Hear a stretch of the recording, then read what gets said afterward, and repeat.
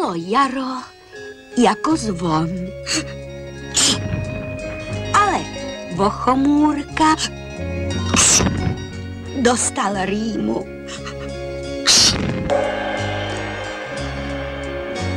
Na Vochomůrčí rýmu je nejlepší šípkový čaj, povídal Křemílek a vypravil se k šípkovému keři.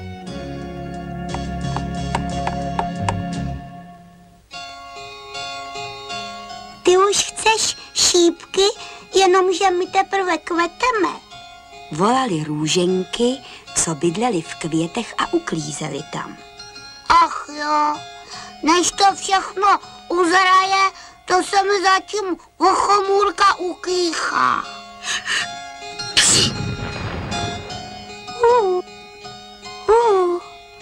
To nic, Křemílku, já ti pomůžu, povídá sluníčko.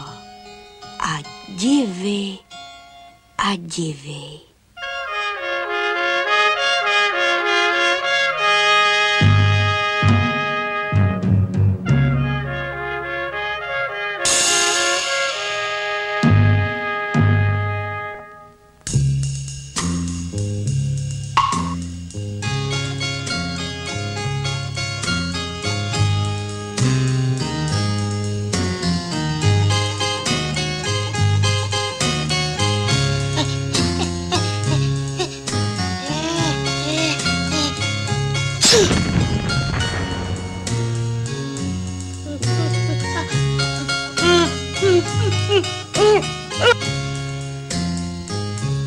Já jsem, prosím, růženka.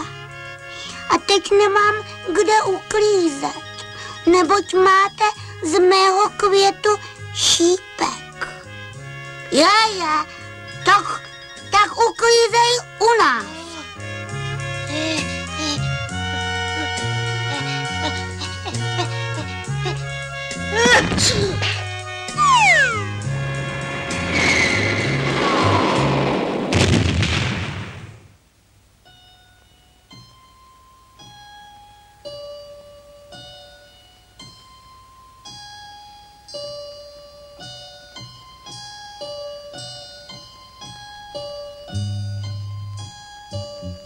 Když vše utichlo, nebyla tam už ani konvice, ani růženka, a takže ji půjdou hledat.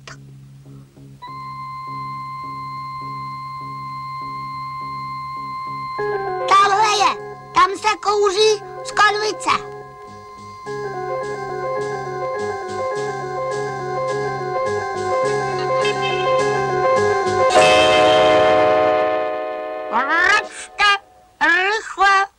Rychle a jdům dál, mračil se na ně jezevec.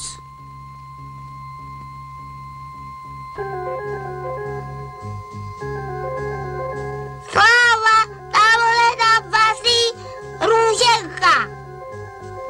Hele, nikam se nežeň, musíme na to opatrně. Jo, kde pak růženka? Na plácku tam cvičí brouk prskavec. Jede pryč, tam se nesmí.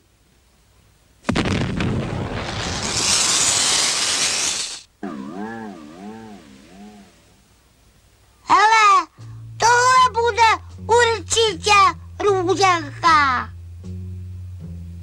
Já vám dám růženku, povídá vodník Kebule, co vařil v hrnečku mlhu a navařil jí tolik, že se Křemílek a Vochomůrka v té mlze utopili jako v moři.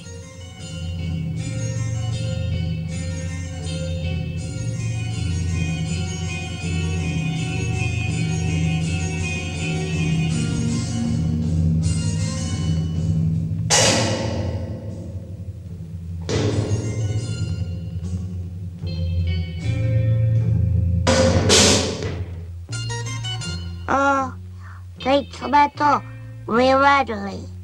No, tak dlouho jsme bloudili, až jsme zabloudili domů. A bez růženky. Ale jen vešli do světnice, Bylo jim veselo. Ona je tam na stole Růženka a povídá: To je dost, že jdete. Už jsem měla strach, aby to nevychladlo.